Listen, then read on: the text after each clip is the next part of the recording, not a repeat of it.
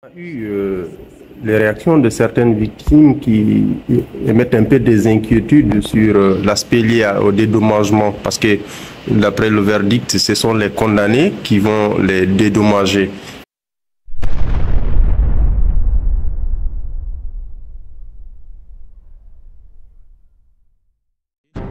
Bonjour à toi, j'espère que tu vas bien et que tu passes une très bonne journée. Alors, j'ai eu à écouter le Premier ministre de la Guinée, M. Bahouri, qui est sorti donner son point de vue après le procès du 28 septembre. Bien sûr, après la délibération du juge. Mais je pense qu'il a quand même apporté des précisions qui est d'une importance capitale à souligner. C'est le fait que, en fait, de dire que ces procès, c'était pour juger des responsables qui ont apposé des actes barbares à l'égard des paisibles citoyens guinéens. Ça, c'est important à le souligner. C'est pas une communauté contre une autre communauté. C'est vraiment important de souligner cela, puisque Facebook là, c'est ce qui Facebook fait croire aux gens. C'est ce que les personnes qui font là-bas des lives de 3 heures, 2 heures du temps à vous mentir là, c'est ce qu'ils vous font croire. Ça, il ne faut pas le croire. Les juges ont eu à prendre leur décision, et puis pendant le jugement, vous avez vu comment les juges se comportaient.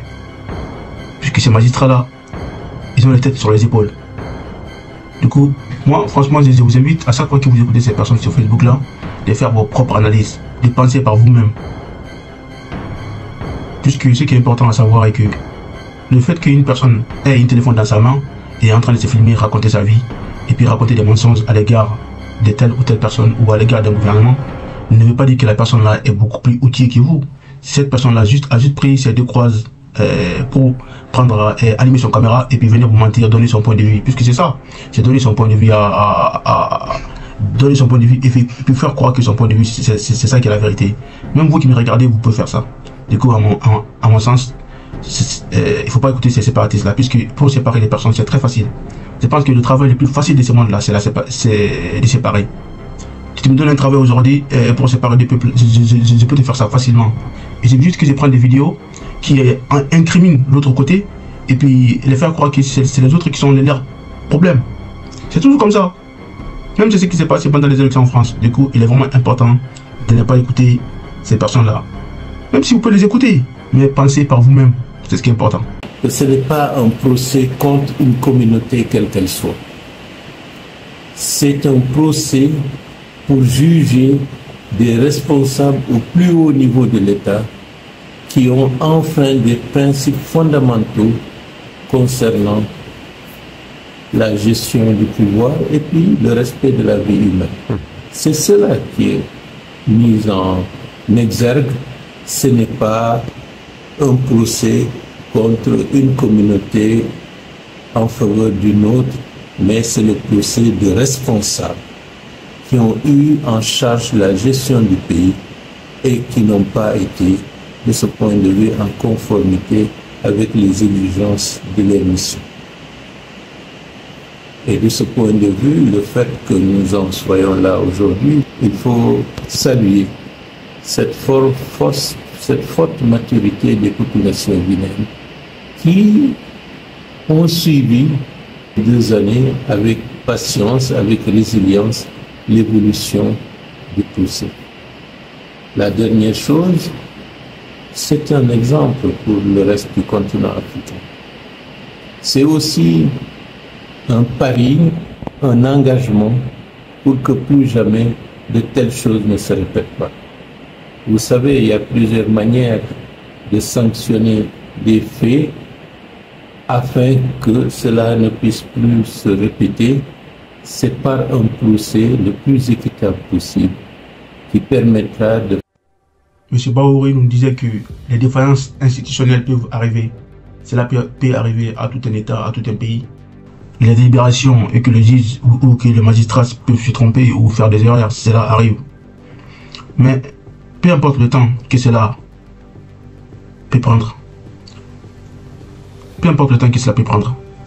personne ne doit se sentir lésé. Et la justice sera toujours rendue pour ceux qui se sentent lésés. Si vous estimez que, par exemple, si une partie estime que le jugement n'a pas été en sa faveur et que il a été lésé dans le jugement et que les juges n'ont pas été droits avec lui, ils ont donné 15 jours apparemment pour ces personnes-là de pouvoir faire appel. Et puis si aussi d'autres personnes n'ont pas pu être jugées, tôt ou tard ces personnes seront derrière les barreaux. C'est ce que le ministre disait. Les défaillances institutionnelles peuvent exister, mais cela ne veut pas dire que c'est la fin, c'est pas la fin du tout.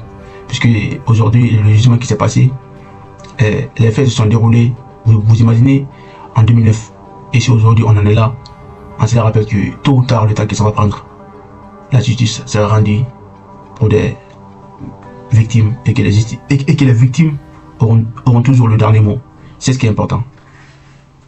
Faire rentrer dans la conscience collective que l'impunité ne peut plus être tolérée. Les défaillances institutionnelles sont possibles, mais quel que soit le temps, la justice finira toujours par triompher. D'accord. On est dans une dynamique, en tout cas les autorités de la transition ont inscrit la réconciliation nationale parmi leurs priorités, d'où d'ailleurs la tenue d'éminents travaux il y a environ 2 ans. Quelles répercussions, selon vous, ce procès peut-il avoir dans ce processus? Bon, la tenue du procès et d'autres procès font partie des recommandations pertinentes des assises nationales qui ont été organisées à partir de 2022. Et les commissions chargées de la mise en œuvre sont en train de poursuivre leur travail et la démarche pour faire prospérer une stratégie nationale de réconciliation est toujours en vigueur. Nous passons un cap qui était relativement difficile.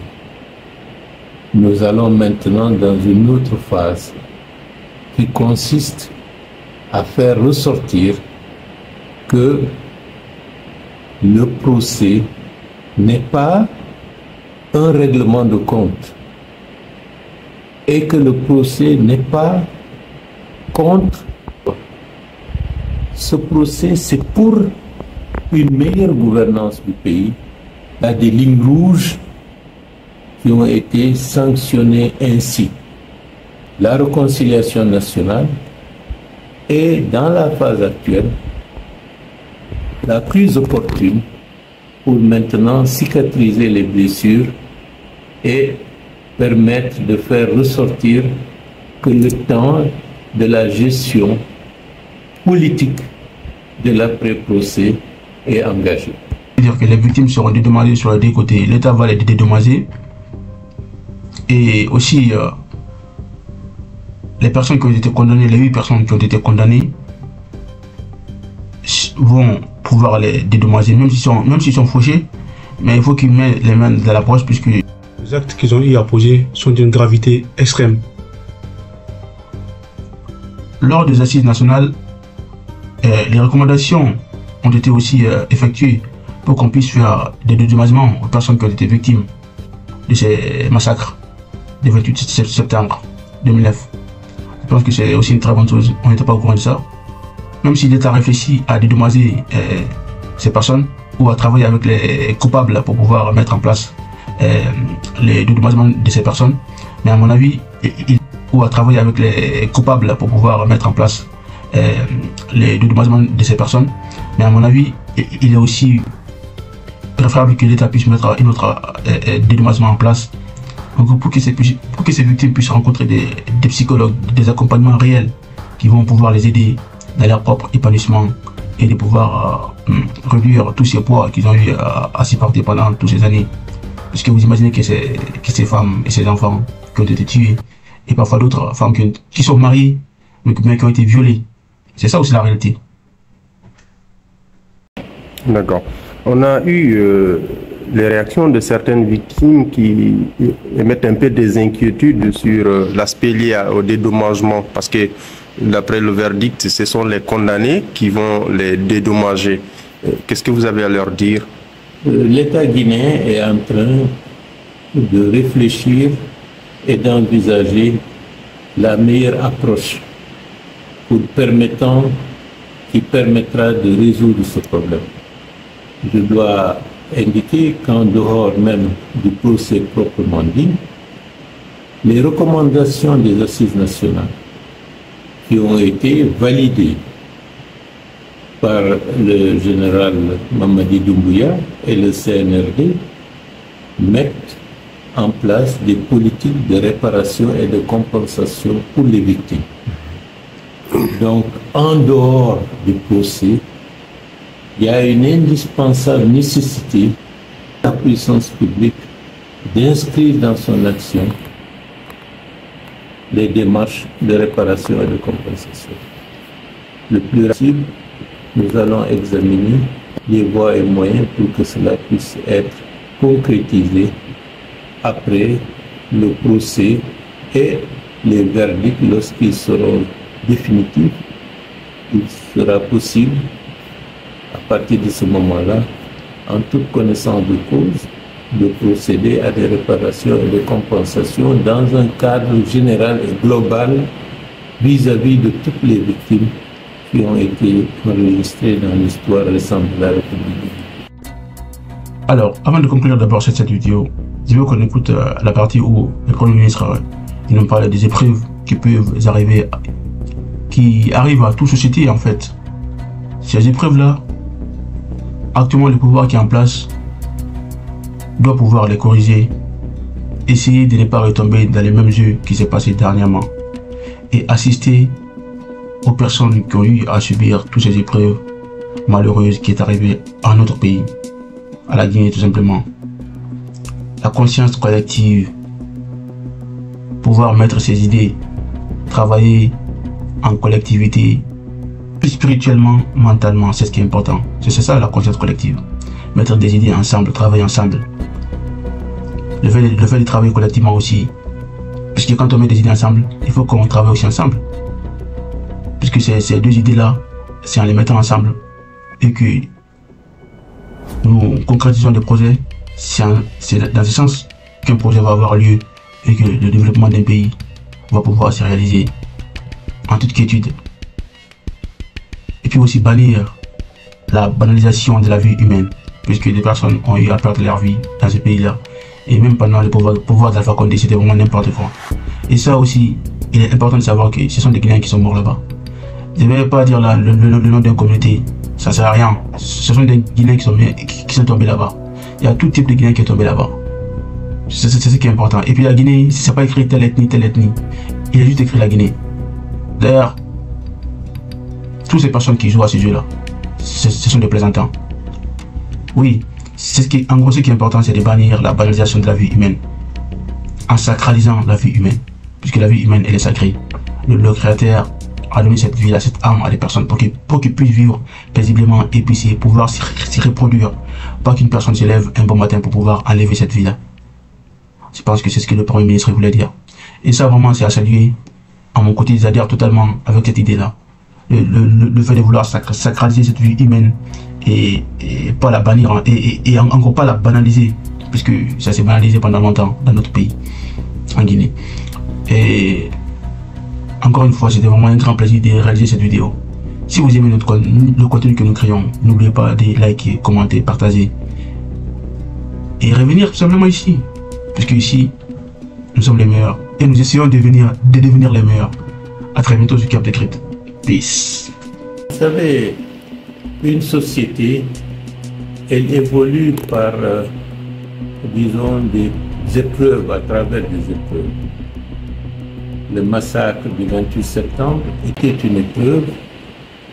La Guinée a connu d'autres épreuves tragiques. La tenue du procès était une autre épreuve que l'État et l'ensemble des institutions et la société guinéenne a pu gérer. Donc, nous passons à une autre phase de l'histoire de ce pays qui permettra d'ajuster, de corriger et de prendre en compte de nouvelles dimensions, permettront de rassurer et les autres que la conscience collective prendra en compte les leçons qui ont été enregistrées aussi bien par le massacre que par la tenue du procès. Donc c'est un pari pour l'avenir à travers une pédagogie de la tenue du procès. Le reste, c'est un travail collectif qu'il ne faudra pas négliger de la part des institutions comme de la part des citoyens pour que nous puissions progresser et tourner la page définitivement d'une certaine forme d'impunité d'État et d'une certaine forme de banalisation de la vie humaine. Et je dois rappeler qu'à ce niveau-là, dans l'avant-projet de la Constitution, il y a un aspect essentiel qui a été souligné.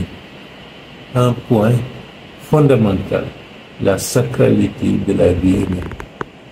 Ce n'est pas un vain mot, c'est un aspect extrêmement important dans un environnement où des fois la vie humaine a été fortement banalisée.